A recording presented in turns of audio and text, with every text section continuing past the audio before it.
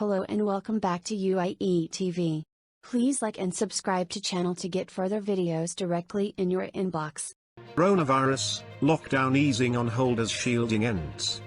People shielding against coronavirus can now leave their home and return to work as a further easing of lockdown restrictions in England is postponed. More than 2 million at high risk will no longer need to isolate in most of England, Scotland, and Northern Ireland. But charity Macmillan Cancer Support has said people in the shielded group do not feel safe. It comes after the PM applied the brakes to easing restrictions further and as some businesses remain closed. Labour said it supported the government's decision but criticised the initial lack of detail in Thursday evening's announcement about the tightening of restrictions for parts of the north of England. Elsewhere, Graham Medley, a member of the Scientific Advisory Group for Emergencies, SAGE, which advises the government, has said England could have to consider closing pubs in order to reopen schools in September.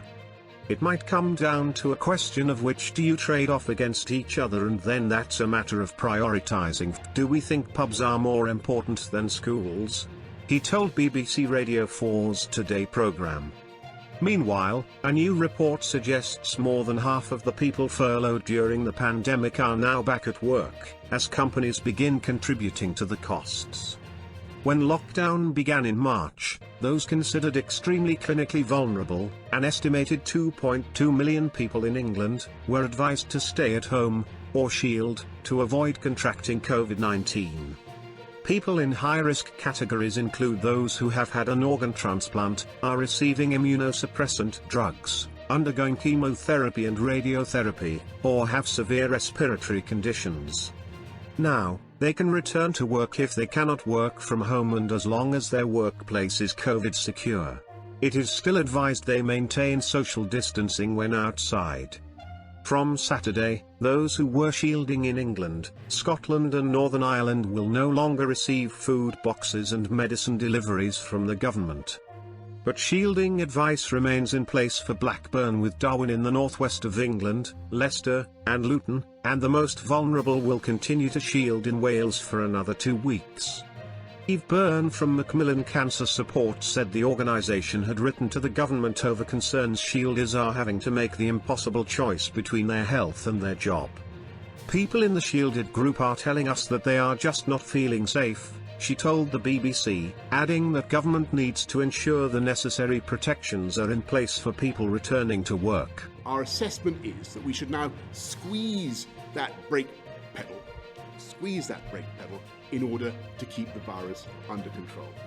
On Saturday, the 1st of August, you'll remember we had hoped to reopen in England a number of the higher risk settings that had remained closed. And today, I'm afraid we're postponing those changes for at least a fortnight. That means until the 15th of August at the earliest, casinos, bowling alleys, skating rinks and the remaining close contact services must remain closed.